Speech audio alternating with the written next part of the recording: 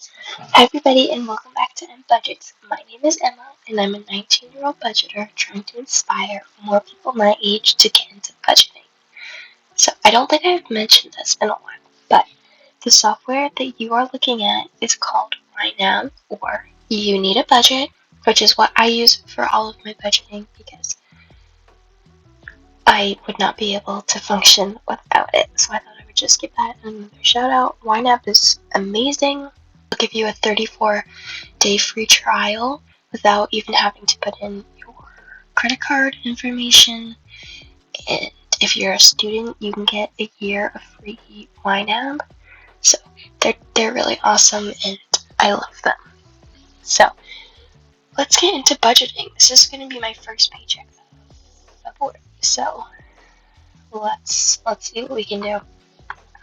I ended up having some extra funding in some of my categories, so I was able to cover my Spotify and my iCloud. So the only thing I need to do is cover my gym. All I need to cover is my gym fee for the month. Oh my goodness. Okay. So that covers all of our fixed expenses. So, like every video, I am going to put in $20 for gas, and I'm going to fund $20 of groceries. Hygiene. Since I need to get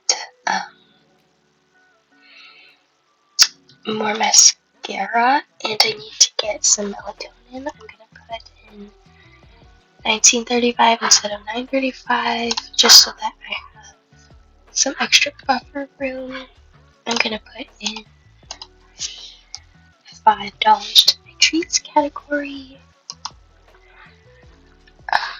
Date night, I already spent some money in this category, and so I haven't put the transaction through yet because it hasn't come out of my credit card, but that's gonna be what it needs.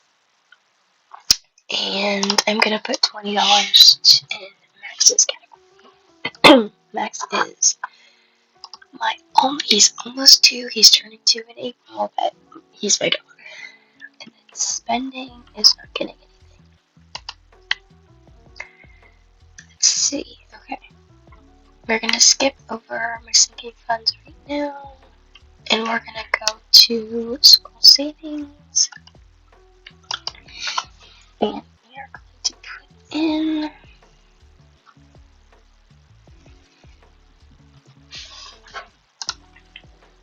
oh my gosh, I cannot do this. I cannot do math. So thank goodness for YNAB. It does the math for me. Okay, so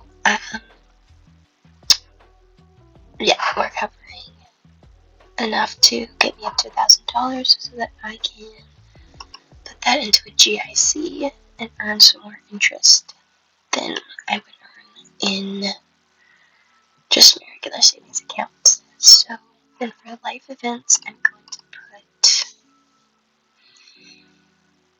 put $15, I think should be good.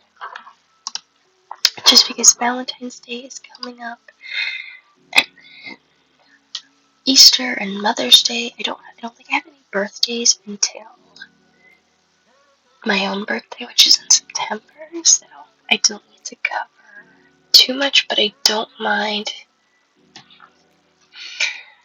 having a little bit of a buffer. There, Christmas is covered already, so I am going to cover my city pass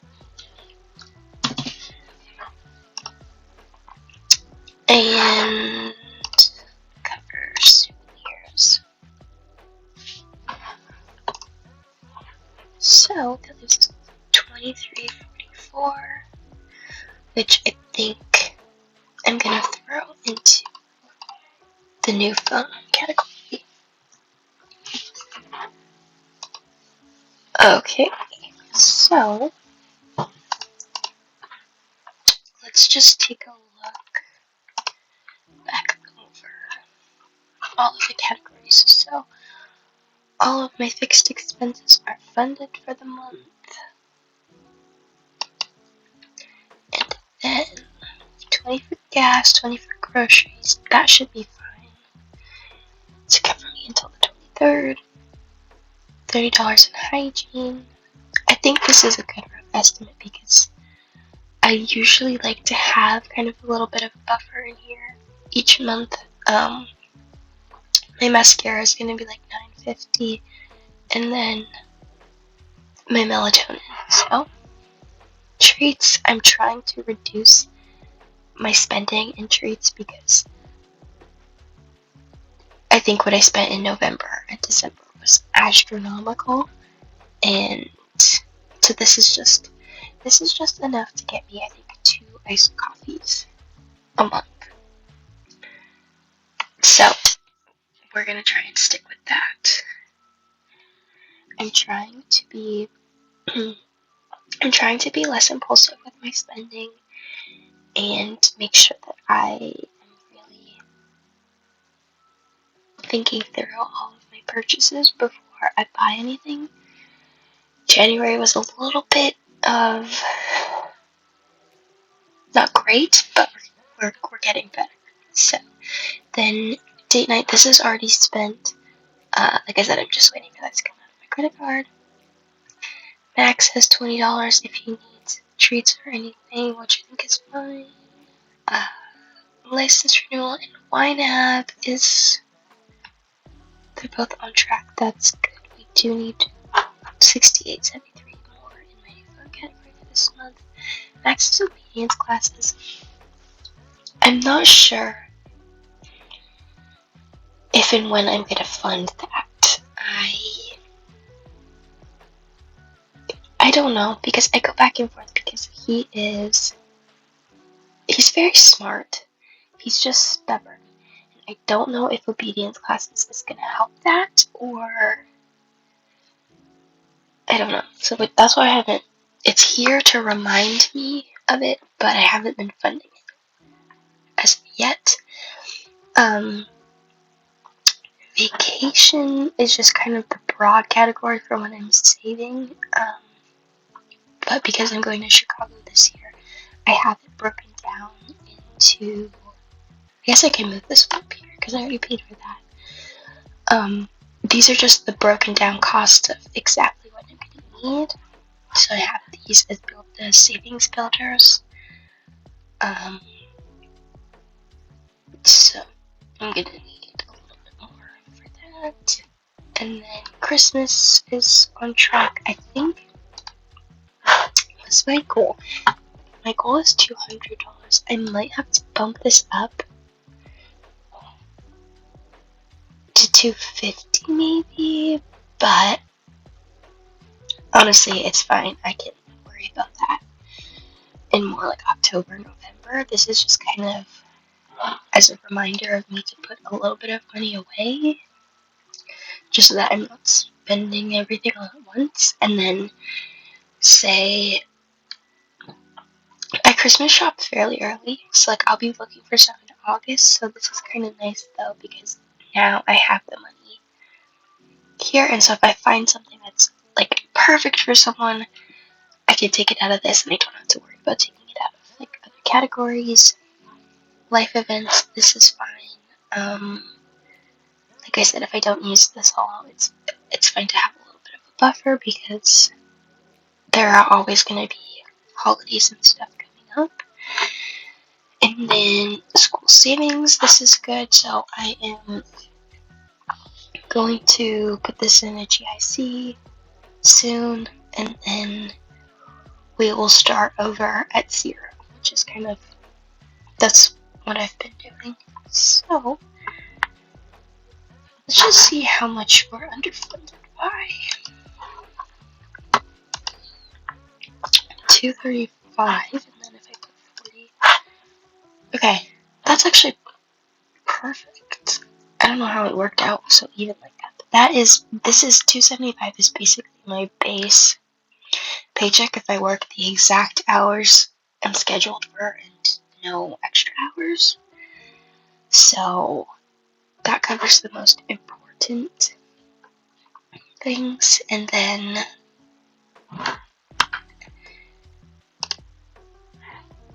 hours. Okay.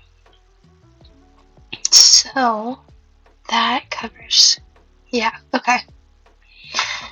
So I'm just gonna grab my calculator for a second.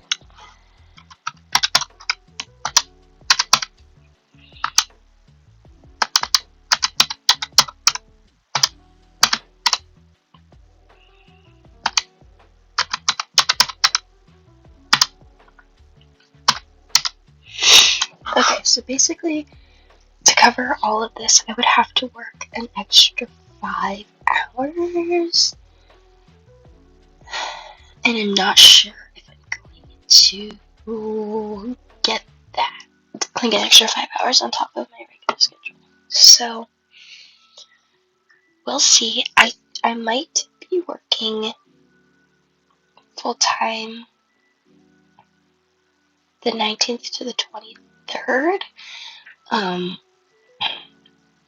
But then that would come out in my March 8th paycheck. So honestly, we'll see. If I have to come back and fund it in March, it's not the end of the world. So honestly, my biggest priority right now is just funding my Chicago trip, and then,